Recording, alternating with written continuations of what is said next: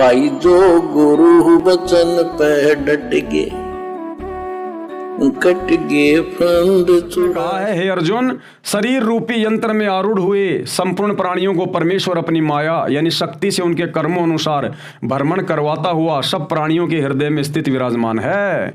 श्लोक नंबर 62 क्या कह रहा है, हे भारत, तू सब प्रकार से उस परमेश्वर की शरण में जा, यानी उस बाखबर की शरण में, तत्वदर्शी संत की शरण में, अल्लाह कबीर की शरण में जा।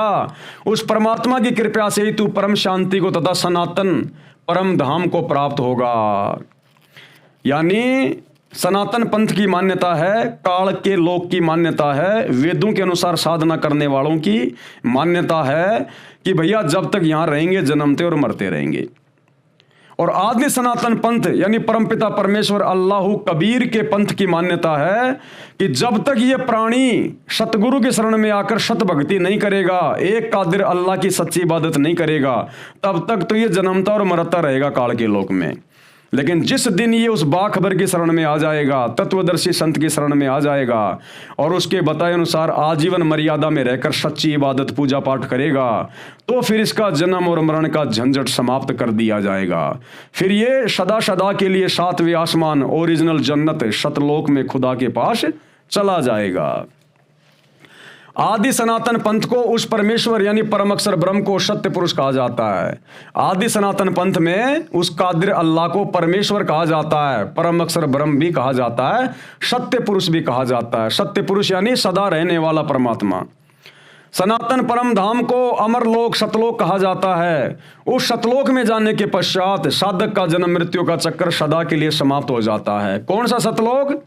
सूरत फुरकानी 25 आयत नंबर 52 से 59, जिसमें कुरान का ज्ञान देने वाला मुसलमान भाइयों का डुप्लीकेट अल्लाह हजरत मोहम्मद को कह रहा है कि जिस अल्लाह ने 6 दिन में सृष्टि रची और 7वें दिन तख्त पे जा विराजा, 7वें दिन जिस तख्त पे, जिस 7वें आसमान पर वो अल्लाह जा विराजा, वो है परम धाम, उसको कहते हैं सतलोक सचखंड।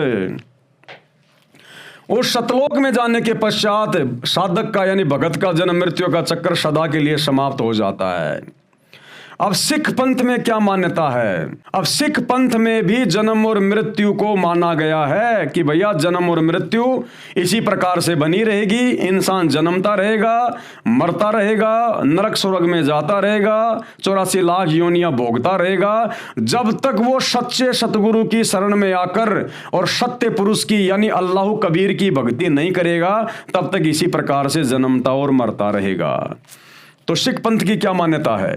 सिख पंथ वर्तमान में सिख धर्म में भी जन्म मृत्यु की मान्यता है। इनका भी ये मानना है कि जब तक पूर्ण सतगुरु की शरण में जाकर सत्य पुरुष की साधना नहीं करता, जन्म मृत्यु समाप्त नहीं होता।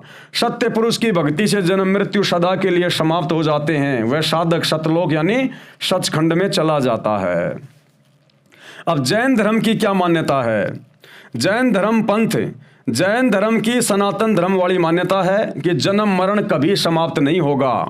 उनका मानना है कि जैन धर्म के प्रवर्तक तथा प्रथम तीर्थकर आदिनाथ यानी ऋषभ देव जी की मृत्यु के पश्चात बाबा आदम रूप में जन्मे थे। यानी जो बाबा आदम थे मुसलमानों के प्रथम नबी, वो बाबा आदम वाले जन्म से पहले, उस शरीर से पहले वो ऋषभ देव जी के शरीर में थे। सतयुग में ऋषभ देव थे, वो ऋषभ देव, और उसी ऋषभ देव से आगे चलकर जैन धर्म चला है। ये जैन धर्म ऋषभ देव जी ने नहीं चलाया। ऋषभ देव जी को जैन धर्म में आदिनाथ भी कहते हैं। ये जो ऋषभ देव जी थे, गुरुदेव भगवान ने इनकी जीवनी बताई हकीकत कि सतयुग में एक बहुत अच्छे राजा थे और परमात्मा की अच्छी आत्मा थी। कभी किसी जन्म में अल्लाह कबीर की शरण में था। तो परमात्मा ऐसी आत्माओं को बारंबार संत रूप में आके मिलते हैं, उनको ज्ञान समझाने का प्रयास करते हैं। तो ये राजा था और धार्मिक था। परमात्मा इसको आकर मिले, कबीर देव नाम से आके मिले। कवि नाम जो परमात्मा का वेदों में नाम है, कबीर देव, जिसको हम कहते हैं कबीर साहेब, मुसलमान जिसको कहते हैं अल्लाह कबीर। तो ये कबीर, अल्लाह कबीर ऋषभ देव जी को एक संत रूप में आकर मिले, इनको भक्ति की प्रेरणा की। ऋषभ देव जी ने उनके कहने से राज्य को त्याग दिया। राज्य उन्होंने अपने बेटे भरत को दे दिया और जंगल में जाकर साधना करने लग गए। हजारों साल इन्होंने साधना की, क्योंकि सतयुग में लाखों वर्ष की उम्र हुआ करती है। तो हजारों साल इन्होंने तप किया, साधना की, और जब इन्होंने साधना की, तप की, थोड़ी बहुत इन्होंने शक्ति प्राप्त की, तो इन्होंने प्रथम उपदेश, ऋषभ देव जी ने प्रथम नाम उपदेश अपने पोते को दिया, मारीची को। यानी ऋषभ देव जी का जो बेटा था भरत, जिसको उसने राज्य दे दिया था, भरत का बेटा था मारीची, यानी वो ऋषभ देव जी का पोता हुआ। तो ऋषभ देव जी ने प्रथम नाम उपदेश अपने बेटे भरत के पुत्र यानी अपने पोते मारीची को दी। अब वही मारीची वाली आत्मा जो सतयुग में राजा ऋषभ देव का पोता था, वही मारीची वाली आत्मा बारंबार जन्म लेकर मरकर, जन्म लेकर मरकर, कई बार गधा बना, कुत्ता बना, शुअर बना, करोड़ों बार।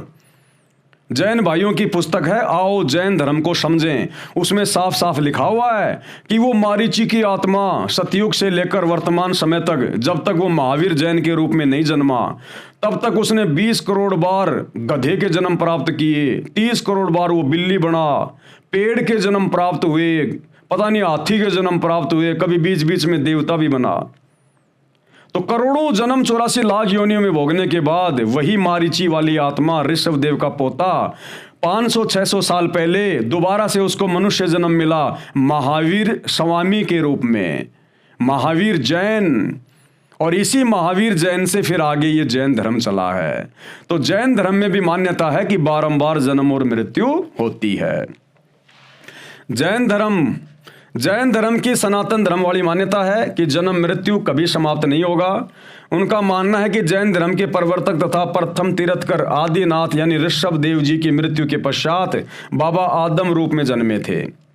श्री ऋषभ देव जी के पोते यानी भरत के पुत्र श्री मारीची ने ऋषभ देव जी से दीक्षा ली थी।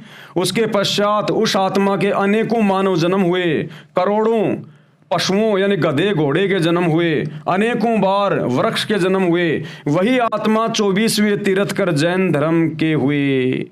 वही ऋषभ देव के पोते मारीची वाली आत्मा करोड़ों जन्म जानवरों के भोगने के बाद फिर अंत में अब 500-600 साल पहले महावीर स्वामी के रूप में जन्मा, जो आगे चलकर जैन धर्म का 24वां तीर्थकर कहलाया। तो जैन धर्म में भी जन्म और मृत्यु की व्यवस्था है। सूक्ष्म वेद में प्रमाण है कि श्री नानक देव जी सिख धर्म के प्रवर्तक वाली आत्मा सतयुग में राजा अमरीश रूप में जन्मी थी तथा त्रेता युग में राजा जनक रूप में जन्मी थी और कलयुग में श्री नानक जी के रूप में जन्मी थी। सिख धर्म में जो श्री नानक जी थे, तो सारे सिख भाइयों को पता है इस बात का कि वही नानक जी की आत्मा सतयुग में राजा अमरीश था, जो विष्णु जी का पुजारी था, बहुत धार्मिक था।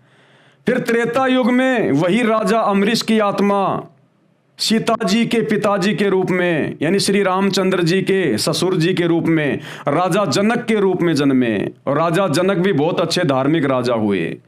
और फिर वही राजा जनक वाली आत्मा कलयुग में 600 साल पहले श्री नानक जी के रूप में जन्मे, यानी वो आत्मा बारंबार जन्म लेती हुई आ रही है। इसलिए सिख धर्म में भी वही सनातन धर्म वाली यानी वेदों वाली मान्यता है कि जब तक सच्चे सतगुरु बाखबर की सच्ची भक्ति करके आत्मा शैतान के लोक से मुक्त नहीं हो जाती, तब तक इसी प्रकार जन्म और मृत्यु में बनी रहेगी। जब सतगुरु से दीक्षा लेकर सत्य पुरुष की भक्ति सतनाम का जाप करके की, तब जन्म मरण का चक्कर समाप्त हुआ नानक जी का। यानी नानक जी सिख धर्म के प्रवर्तक कबीर परमेश्वर जी, जो 650 साल पहले बनारस के काशी में कबीर दास नाम से आए हुए थे, 120 साल तक उन्होंने यहाँ रहकर लीला की, अपना ज्ञान समझाया, हिंदू मुसलमानों को उपदेश दिया, जिनके 64 लाख हिंदू मुसलमान शिष्य हुए। तो वो नानक जी के समकालीन थे। और कबीर जी बेई नदी पर, सुल्तानपुर के पास में जो बेई नदी है पश्चिमी पाकिस्तान में, जहाँ पर नानक जी अपनी बहन नानकी के यहाँ पर रहा करते थे, सुल्तानपुर के नवाब के यहाँ मोदी खाना में काम किया करते थे। तो नानक जी सुबह सुबह बेई नदी पर नहाने गए हुए थे। वहाँ पर उनको कबीर परमात्मा एक जिंदा बाबा के रूप में प्रकट होकर उनको मिले, उनको अपना ज्ञान समझाया, उनकी आत्मा को अपने 7वें आसमान पर सतलोक में लेकर गए, सब कुछ दिखाया। जैसे हजरत मोहम्मद जी को जब ये मक्का गए हुए थे हज के लिए, उस समय जिंदा बाबा के रूप में कबीर परमात्मा उनकी आत्मा को ऊपर लेकर गए थे सचखंड में और वापस नीचे छोड़ा था। इसी प्रकार नानक जी को भी लेकर गए, सारी व्यवस्था दिखाई, पूरी सृष्टि रचना समझाई कि किस प्रकार इस काल ने, इस शैतान ने, जो डुप्लीकेट खुदा अल्लाह बन के बैठा हुआ, इसने तरह तरह के धर्म बनवा दिए, तुम आत्माओं को आपस में बांट दिया ताकि तुम्हारे को सच्चे खुदा की सच्ची इबादत का ज्ञान ना हो जाए और तुम इसके जाल से बाहर ना निकल जाओ। सब कुछ दिखाया, सचखंड दिखाया, फिर उनको नीचे छोड़ा। फिर नानक जी ने बहुत सारी वाणियां बोली जो आगे चलकर गुरु ग्रंथ साहिब के रूप में गुरु अंगद जी के द्वारा संग्रह की गई हैं। तो सिख धर्म में भी नानक जी की आत्मा ने फिर कबीर जी की सही भक्ति की, सच्ची इबादत की और उस आत्मा ने अपना कल्याण करवाया, जन्म मरण का रोग समाप्त करवाया। तब जन्म मरण का चक्कर समाप्त हुआ। पुराणों में जन्म मरण के और भी अनेकों प्रमाण मिलते हैं जो जन्म मृत्यु बार बार होना कहते हैं। इससे सिद्ध हुआ कि जन्म मरण का जो विधान मुसलमान बताते हैं वो निराधार है।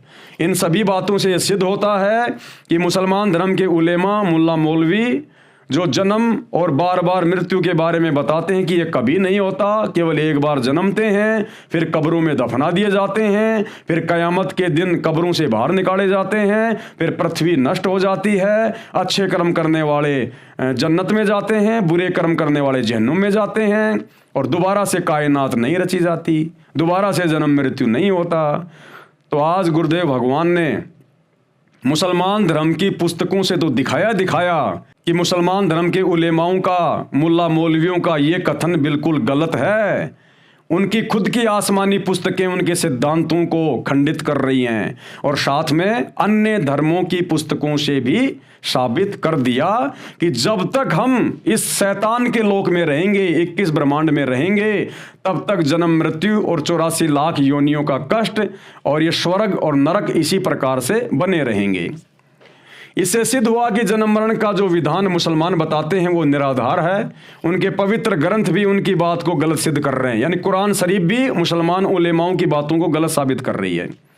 बार बार जन्म मृत्यु का जीवन इतिहास आप जी पढ़ेंगे अध्याय अल खिजर अल कबीर की जानकारी में, इसी पुस्तक के पेज नंबर 135 से 136 तक, जो कि आगे हम पढ़ेंगे। उसके बाद भाई और बहनों, कल रात्रि हम जहां से शुरू करेंगे परले, महापरले तथा दिव्य महापरले की जानकारी। यानी मुसलमान धर्म के उलेमा तो केवल एक ही चीज जानते हैं, कयामत कयामत।